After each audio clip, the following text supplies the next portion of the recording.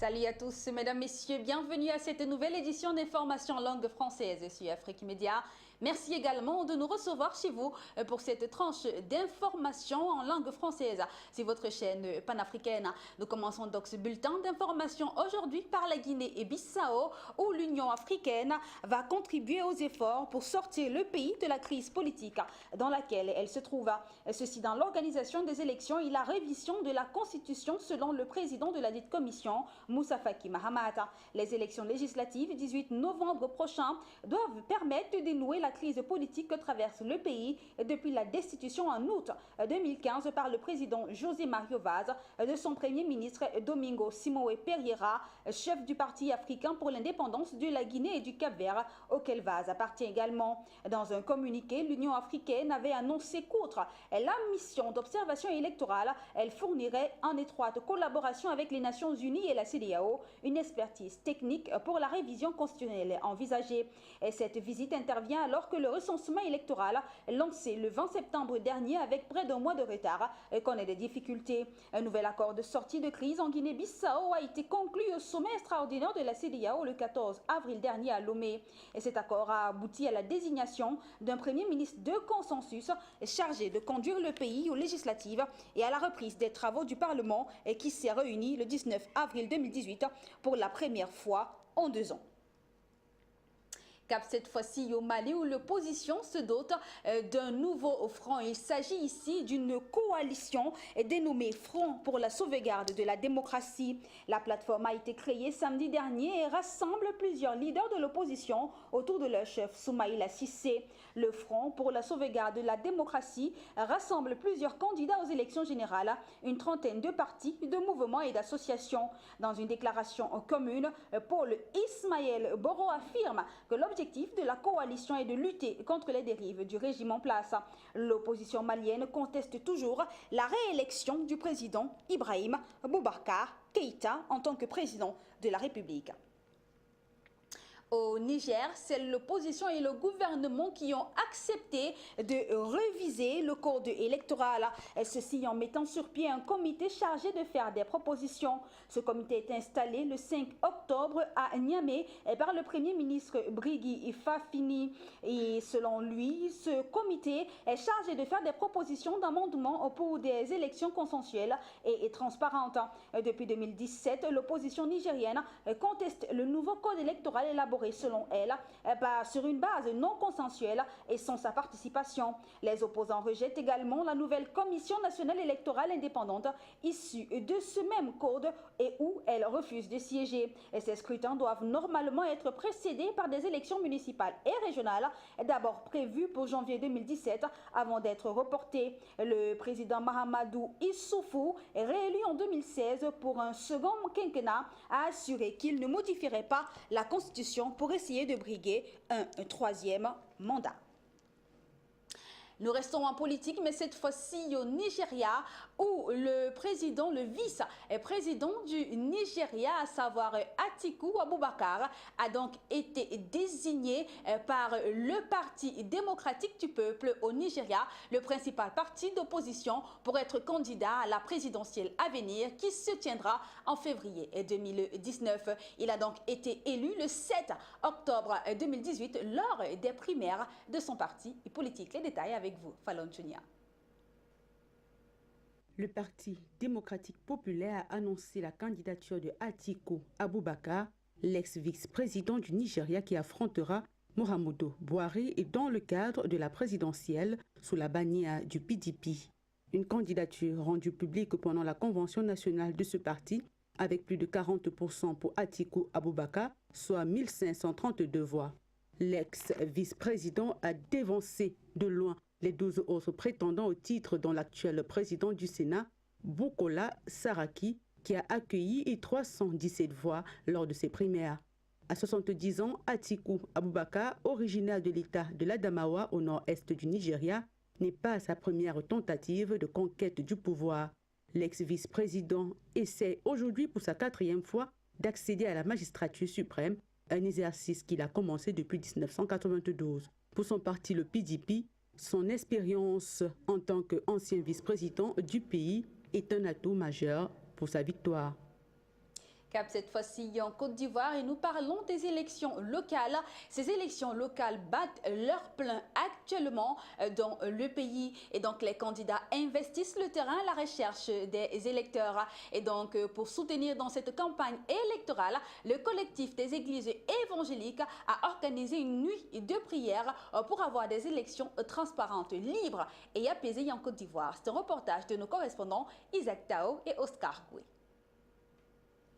À cette nuit de prière et d'intercession pour un climat apaisé durant la campagne électorale qui a lieu au foyer des jeunes de Blolequin, ce vendredi 28 septembre 2018, les fidèles chrétiens ont répondu massivement à l'appel du collectif des églises évangéliques du département. Séance de prière, messages de paix, d'unité et de cohésion sociale, chants et danses ont meublé tout le long de la nuit.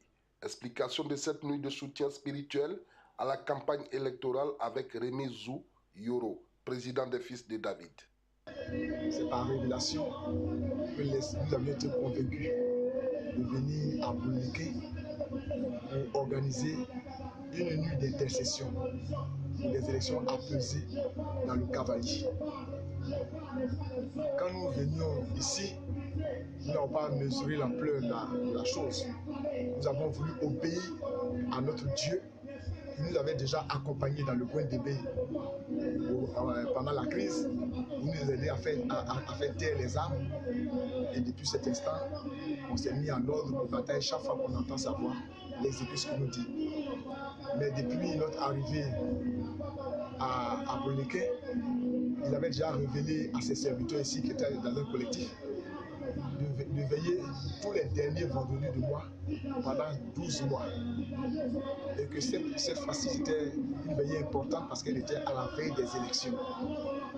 Et nous, lorsque nous sommes arrivés, en tout cas, on a trouvé une porte déjà ouverte et ils sont mis à notre disposition et nous avons pu faire la veille. Poursuivant, Remizou Yoro a donné les raisons qui ont motivé le choix de Blolequin, non sans lancer un message de non-violence aux candidats actuellement en campagne. Que la puissance de l'Esprit de Dieu touche le cœur des candidats, que ce soit pour les municipales, que ce soit pour les régionales, que ces leaders-là comprennent que le seul enjeu, c'est le développement de notre région. Or, ce développement ne passe que par la paix. Et cette paix-là nécessite que les états-majors aient un langage apaisé, que la courtoisie soit démise pendant la campagne. Pendant les 14 jours qui vont passer ici, qu'il y ait un langage courtois les uns envers les autres. Ça, c'est un. De deux, qu'il n'y ait pas d'accident. Que toutes les délégations, dans tous leurs déplacements, que les véhicules soient sécurisés par le Saint-Esprit, afin qu'il n'y ait pas d'accident. Nous ne voulons pas de mort. Parce que la politique est inhérente à toute vie humaine, mais elle ne doit pas être source de mort. Il faut noter que les différents états-majors des 13 candidats aux élections municipales et régionales ont pris l'engagement de mener une campagne civilisée dans la région du Cavalier.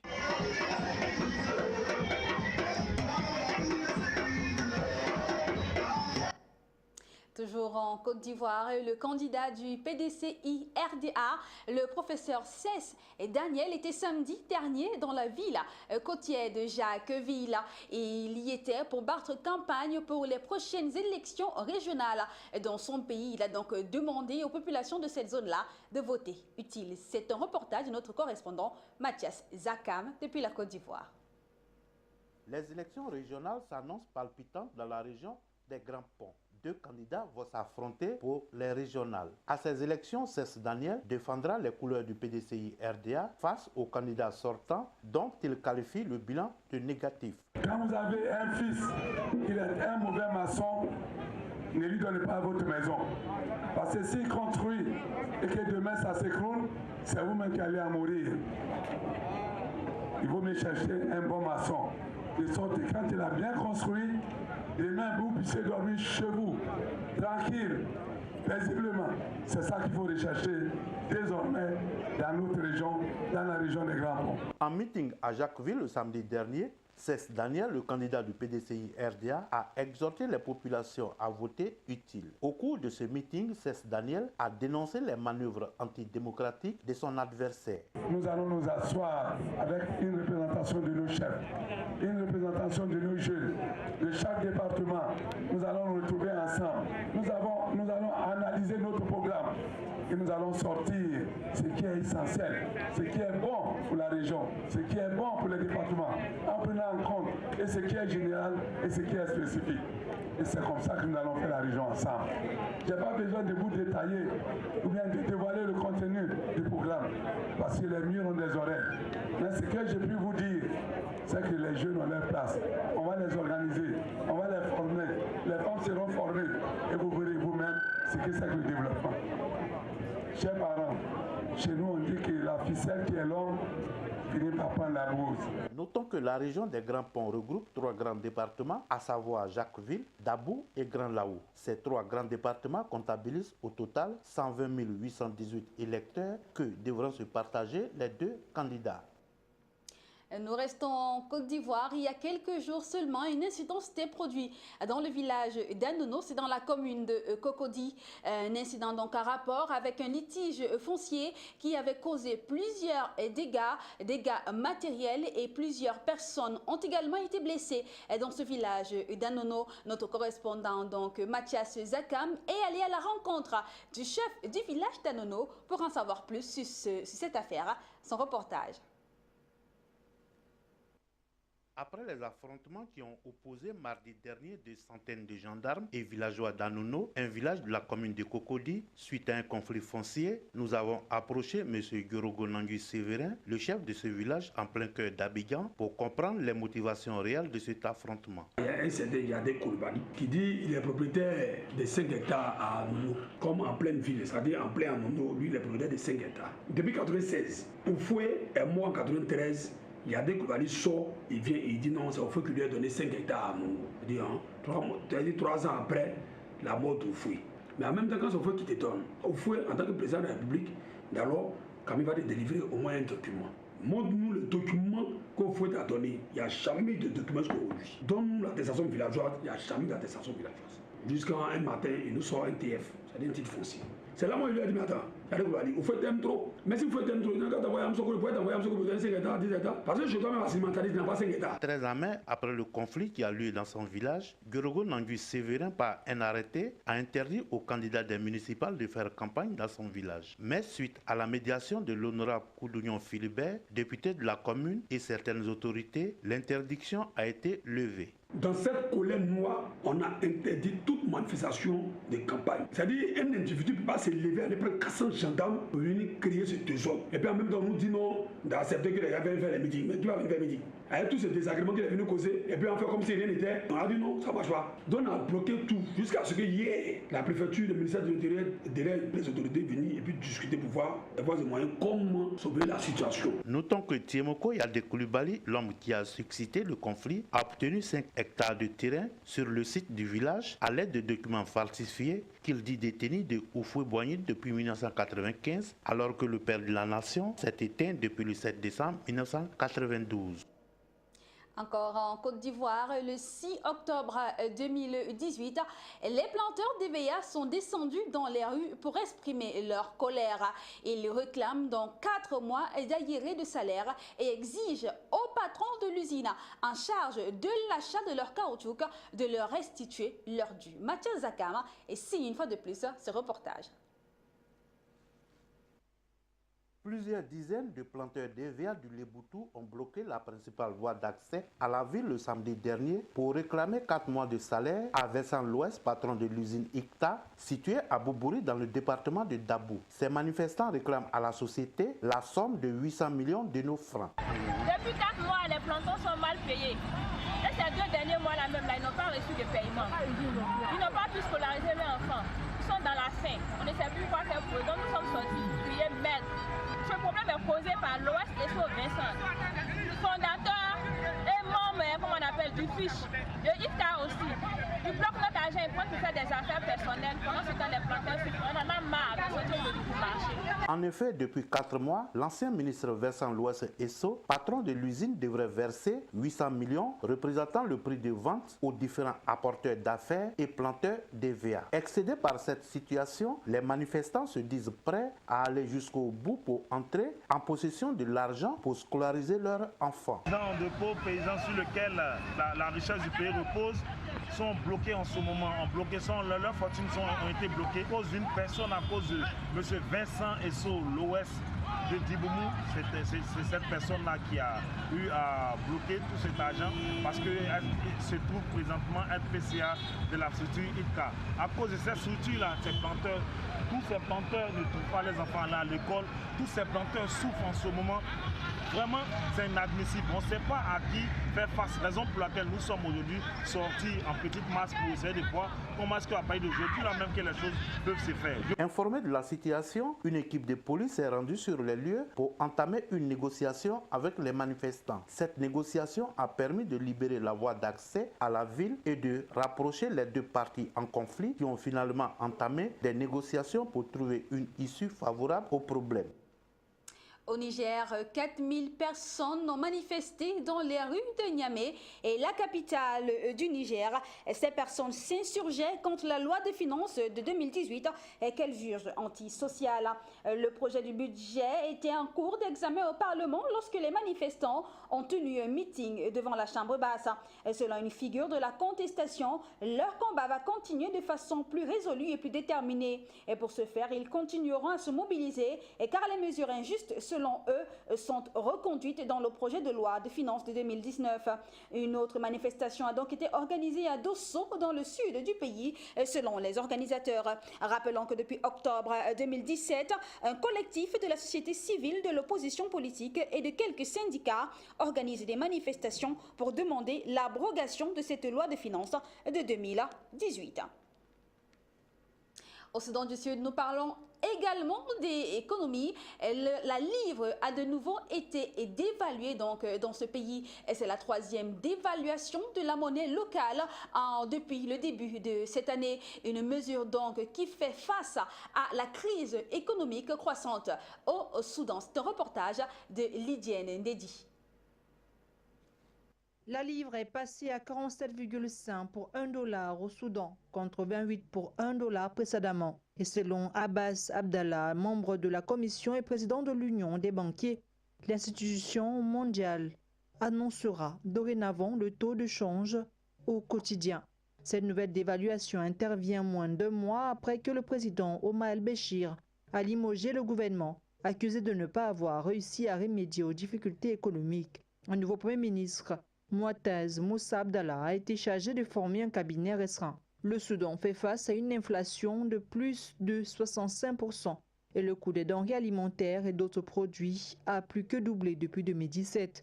La semaine dernière, la Banque centrale soudanaise avait annoncé qu'une commission examinerait la grave pénurie de devises étrangères pesant sur la livre. Le cours de la livre a beaucoup oscillé depuis que les États-Unis ont levé leur embargo commercial contre le Soudan en octobre 2017. Bien que les autorités aient tablé sur un redressement du cours de la monnaie nationale, après cette décision, il n'a fait que baisser. La monnaie locale soudanaise avait chuté à 45,50 livres pour $1 sur le marché noir la semaine dernière. Fin 2017, il fallait 6,7 livres soudanaises pour $1 au taux officiel.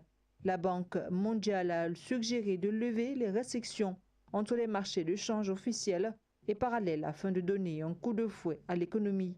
Le Soudan a connu une croissance économique vigoureuse au cours de la décennie écoulée, avec des taux supérieurs à 6% du PIB. En 2017, elle a toutefois ralenti à 3,2% selon le Fonds monétaire international. Au Burkina Faso, l'interconnexion électrique entre le pays et le Ghana a été officiellement inaugurée le 6 octobre 2018 au poste de Zak Tougli. Et donc, les deux chefs d'État, Nana Akufo-Addo et Rochma Christian Kaboré, se sont donc retrouvés à l'ouest du Burkina Faso pour cette cérémonie d'inauguration. Les détails avec Serge Taboué. L'interconnexion électrique de 225 kV entre Bolgatanga au Ghana et Ouagadougou au Burkina Faso est sur les rails. Le président ghanéen Nana Akufo-Addo et son homologue burkinabé Rochma Christian Kaboré ont coupé le ruban symbolique le 6 octobre 2018.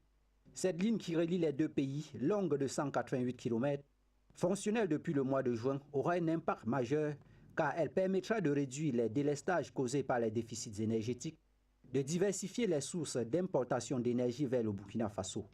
En outre, elle aura aussi un effet positif sur la santé financière du budget de l'État burkinabé à travers la réduction des subventions sur les combustibles.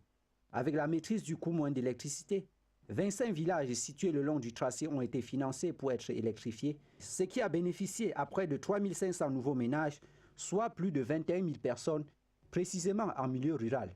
Ce projet répond aux priorités fixées par le gouvernement burkinabé en ce qui concerne la politique renforcée d'accès à l'énergie dans le cadre du Plan national de développement PNDES, bien sûr avec l'appui des partenaires.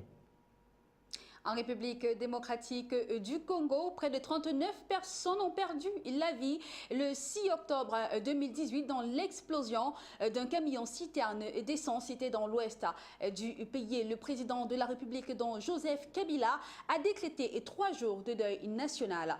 Les détails avec vous, Serge Taboué. 3 jours de deuil national, décret pris par le chef de l'État congolais Joseph Kabila après le décès de plus d'une trentaine de personnes. Le numéro 1 congolais a également présenté ses condoléances aux familles et a demandé au gouvernement d'organiser les funérailles des défunts et prendre soin des blessés. En effet, dans le village de Mbabou, à 120 km à l'ouest de Kinshasa, un camion-citerne a percuté un autre le 6 octobre aux premières heures de la journée. Selon un témoin, 24 personnes ont perdu la vie sur place, en dehors de ceux qui ont été calcinés. De son côté, le ministre des Transports, José Makila, a aussi annoncé le décès de 19 personnes mortes à l'hôpital de la ville voisine de Kisantou. L'hôpital a reçu plus d'une centaine de personnes grièvement blessées et des dizaines ont été transférées dans les différents hôpitaux de Kinshasa. Les blessés souffrent surtout des blessures au 2e et 3e degré. Une autre source affirme que des personnes ont été brûlées vives alors qu'elles puisaient de l'essence sur la chaussée après l'accident aux premières heures du matin.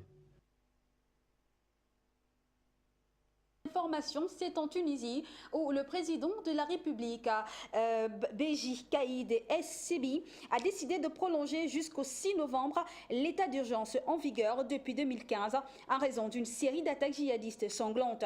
Le chef de l'État donc a pris cette décision à la suite d'un entretien avec les ministres de la Défense et de l'Intérieur. Ils ont parlé de la situation sécuritaire et militaire dans le pays et sur les frontières, précise ici la présidence dans un communiqué.